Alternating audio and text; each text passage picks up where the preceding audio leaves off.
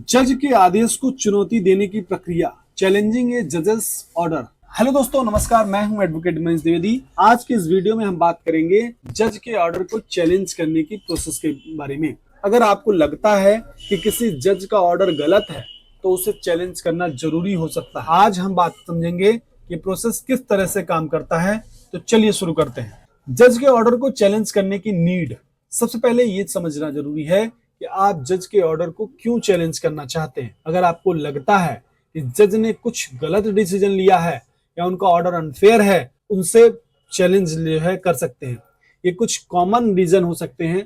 पहला, wrong interpretations of law. अगर जज ने लॉ को गलत तरीके से इंटरप्रेट किया है तो आप ये डिसीजन ले सकते हैं। दूसरा है बायस ऑफ प्रेजुडिस, यानी अगर जज बेस्ड ना था, जज बायस था तो ऑर्डर को चैलेंज कर सकता है। तीसरा है वायलेशन ऑफ राइट्स, यानी अगर आपको आपके फंडामेंटल राइट्स वायलेट हुए हैं तो आप ये कर सकते हैं, कदम उठा सकते हैं। फोर्थ कदम आप उठा सकते हैं इनसफिशिएंट एविडेंस। अगर जज ने एविडेंस को सही तरीके से इवेल्युएट नहीं किया तो आप ये कदम उठा सकते हैं। अब समझते हैं कहाँ चैलेंज करें अपीलेट कोर्ट्स को। तो जज के ऑर्डर को चैलेंज करने के लिए आपको अपीलेट कोर्ट्स के पास जाना पड़ता है, जैसे कि हाई कोर्ट। अगर आप लोअर कोर्ट के डिसीजन से डिससेटिस्फाइड हैं, हाई कोर्ट में अपील कर सकते हैं। हाई कोर्ट में आप जज के ऑर्डर को चैलेंज करने का राइट होता है। सेकंड होता है डिस्ट्रिक्ट कोर्ट। अगर आप किसी मजिस्ट्रेट के ऑर्डर से सेटिस्फाइड नहीं है तो आप डिस्ट्रिक्ट कोर्ट में अपील कर सकते हैं। साथियों अब समझते हैं अपील प्रोसेस के बारे में। अपील का क्या प्रोसेस है। तो जज के ऑर्डर को चैलेंज करने के लिए आपको अपील फाइल करना पड़ता है। अपील करने के लिए स्टेप ये होते हैं। क्या क्या स्टेप होता है। पहला तो फाइल द अपील। आपको एक रिटन अपील फाइल करनी होती है।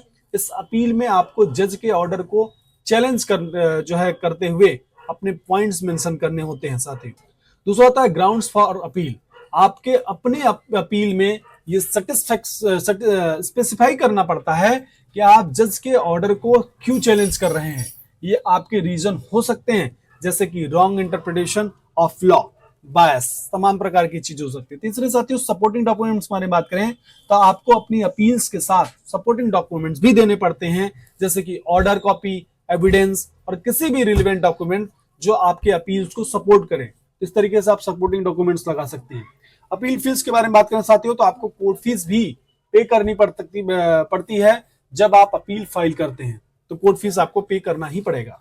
साथियों पॉइंट नंबर 4 में हम आपको समझाते हैं कि अपीलेट कोर्ट की प्रोसीजर क्या होते हैं।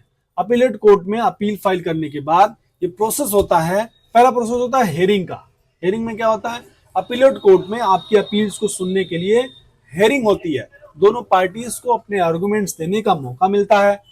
दूसरा मौका मिलता है जजमेंट बाय अपीलेट कोर्ट, यानी अपीलेट कोर्ट के जज आपके अपील को सुनते हैं और अगर वो आपके फेवर में डिसीजन देते हैं तो जज का ऑर्डर चेंज हो जा सकता है। अगर वो आपके अपील को रिजेक्ट करते हैं तो ओरिजिनल ऑर्डर को अपहोल्ड कर दिया जाता है। साथियों टाइप्स ऑफ अपील्स को समझते हैं। साथियों आप अपील किस तरह से कर सकते हैं, ये भी जरूरी है समझना। पहले चीज समझते हैं क्रिमिनल अपील्स। अगर क्रिमिनल केस में जज का ऑर्डर अनफेयर है तो आप अपील फाइल कर सकते हैं। दूसरा है सिविल अपील। अगर सिविल केस में जज का डिसीजन गलत है तो आप सिविल अपील फाइल कर सकते हैं। तीसरा होता है साथियों कि स्टे ऑर्डर और इंटरिम रिलीफ को समझते हैं। तो जब आप अपील फाइल करते हैं तो आप स्टे ऑर्डर भी रिक्वेस्ट कर सकते हैं। स्टे ऑर्डर का मतलब है कि ओरिजिनल ऑर्डर को टेम्पररी रोक दिया जाता है जब तक अपीलेट कोर्ट का फाइनल डिसीजन नहीं आ जाता। इंटरिम रिलीफ के बारे में बात करें तो आप टेम्पररी रिलीफ भी मांग सकते हैं, जैसे कि किसी एक्शंस को रोकना या किसी और सिचुएशंस में रिलीफ देना। इंटरिम रिलीफ हो सकता है। साथियों पॉइंट नंबर 6 को हम समझाते हैं। साथियों time limit for filing appeals में अगर आप जज के ऑर्डर को चैलेंज करना चाहते हैं तो आपको टाइम लिमिट का ध्यान रखना पड़ता है। जनरली आपको अपील फाइल करने में के लिए 30 दिन का टाइम मिलता है, लेकिन कुछ केस में टाइम लिमिट अलग हो सकती है। पॉइंट नंबर 8 को समझाता हूं एग्जाम्पल के रूप में। समझते हैं एक एग्जाम्पल से।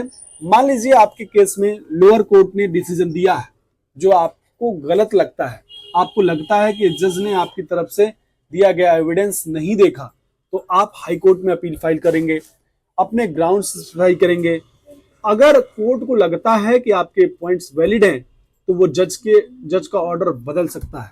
तो दोस्तों, जज के ऑर्डर को चैलेंज करना एक राइट है जो आपको अपनी तरफ से फेयर ट्रायल के लिए दिया गया है। इस प्रोसेस में लीगल नॉलेज बहुत जरूरी है।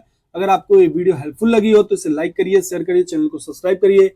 मिलते हैं नेक्स्ट वीडियो में, तब तक के लिए बने रहिए चैनल पे। जय हिंद, जय भारत।